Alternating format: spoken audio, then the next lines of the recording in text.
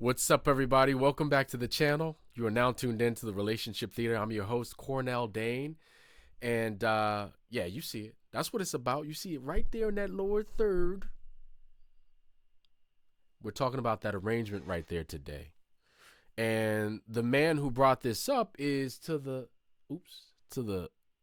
my left, your right, or maybe your left too.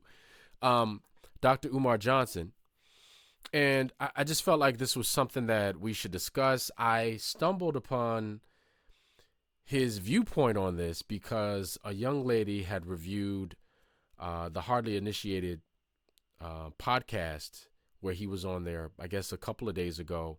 I think it was offered to me or served to me by the algorithm because I'd watched about 30 minutes of it, and I enjoyed it thoroughly, by the way. We will be diving into that. I just, with 4 kids, a wife, a brokerage, all kinds of other things going on, I couldn't spend too much time on it. I think it's about a 2 to 3 hour podcast, but I've set it aside and we will dive into some of the ideas there because it was about relationships.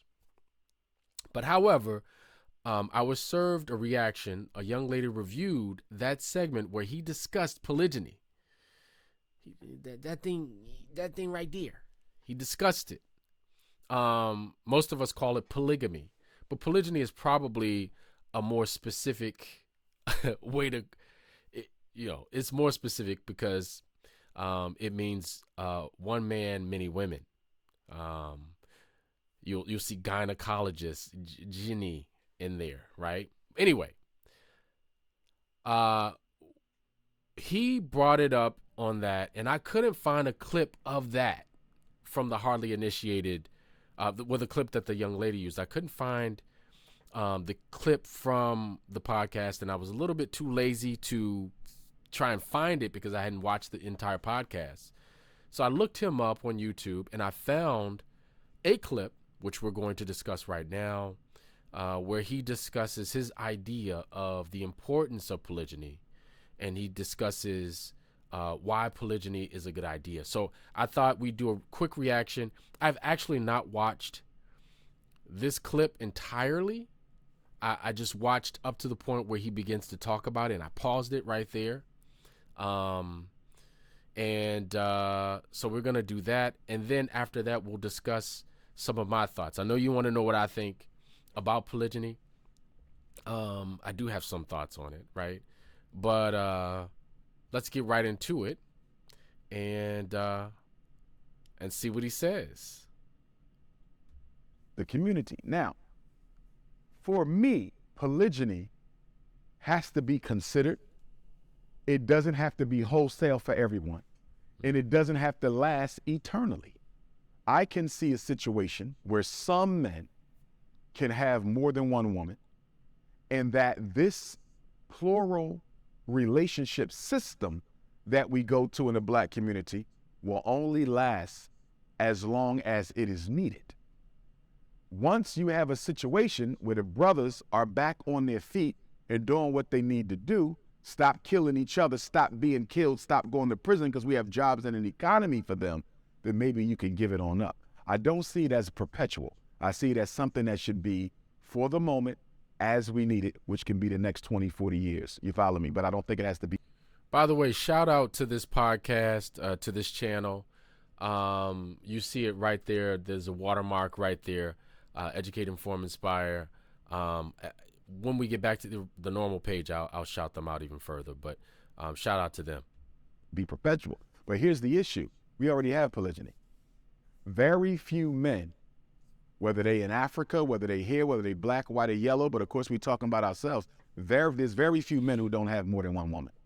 You follow me? Monogamy is a myth. It doesn't exist anyway. The problem is most men are not being honest with their women, letting them know you're not my only one. So it keeps this idea, this Cinderella idea in the Black woman's mind that I can have a man all to myself. Now, in theory, that's good, but you have to look at your circumstances. I'm not saying a woman should want to share her man. I would never want to share my wife. But when you look at the community and what is in the best interest of black people. When you look at all these children without fathers, when you look at these women who are on the lower end of the socioeconomic ladder with 7 or 8 kids that they can barely raise, how do you not consider putting an able-bodied married man in that house to stabilize that system and provide nurture for those children? If we care about the future of black children, if we truly care about the future of black children, how do we not address the fact that 70% of them are being raised by single mothers? All right. So there you got it. Right there. Dr. Umar talking about polygyny. And so there are a couple of ideas, I would say, out of there. He said that some men, right? Some men should be allowed. Who are those men? That's an interesting rabbit hole, I think, for us to go down. Am I one of those men? Are you one of those men, or the men watching, rather? Because I know we have some women in our audience as well. But who are these men that are going to be chosen by these women who are going to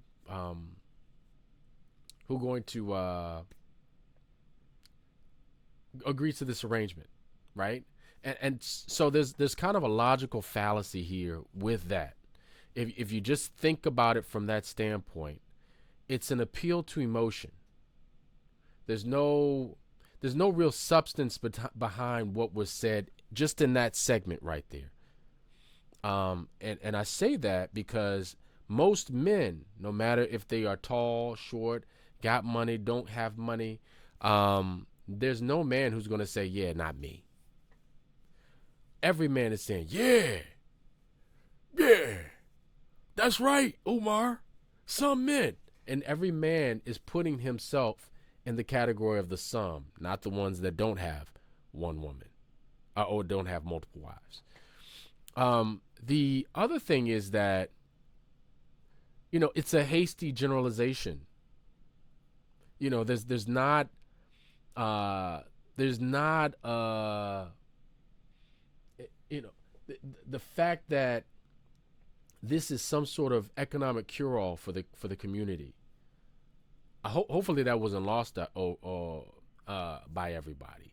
Hopefully that didn't go over everyone's head. But the fact that this is the cure-all, the economic cure-all, this is the beginning of solving all of our problems, I think that is also something we should take issue with. And it is an oversimplification. You know what I mean? It doesn't account for all of the other complexities within the black community, within our personal kind of relationship dynamics. It just doesn't address all of those other things.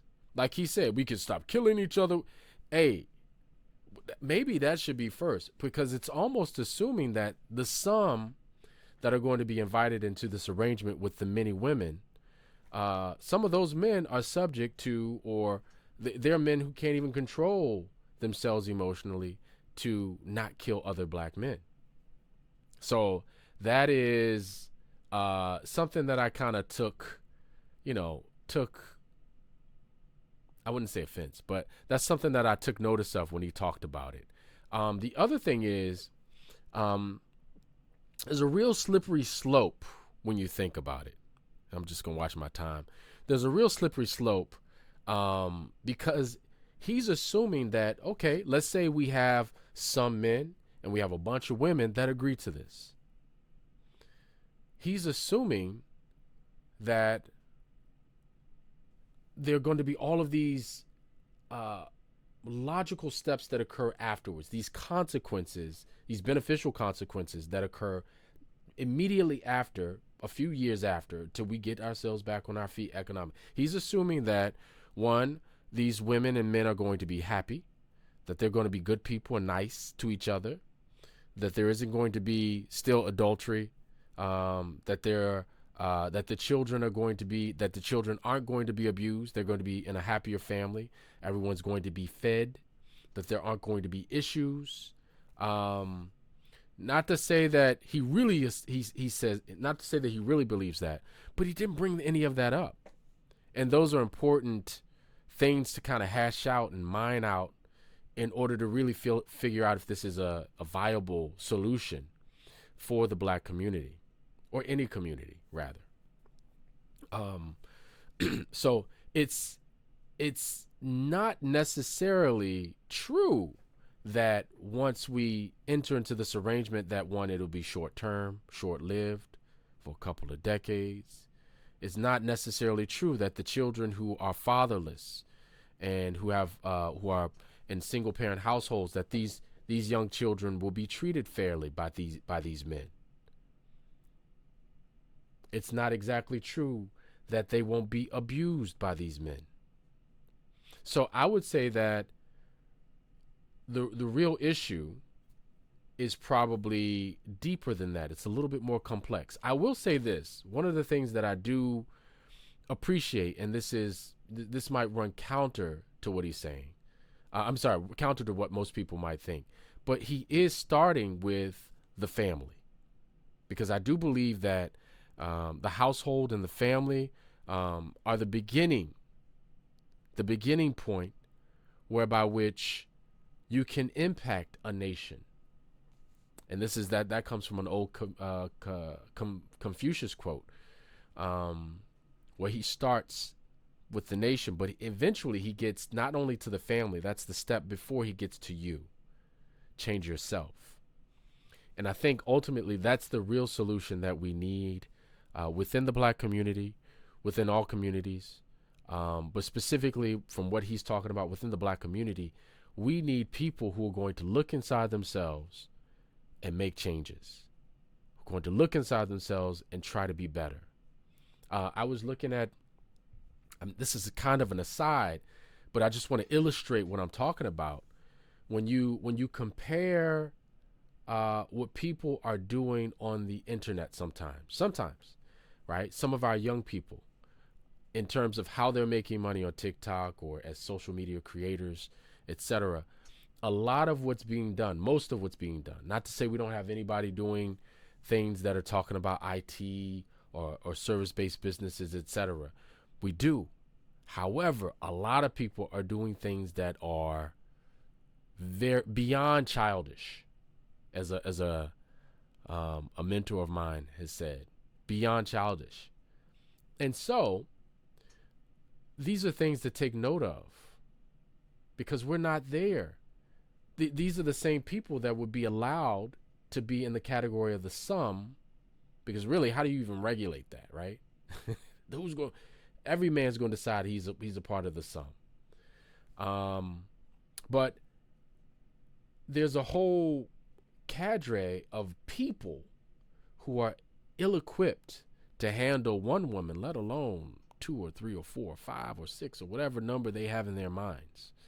And I think until we get to the point where we're really looking inside of ourselves, we don't have a chance at correcting the situation. Polygyny is not the solution, although it would be fun. Peace.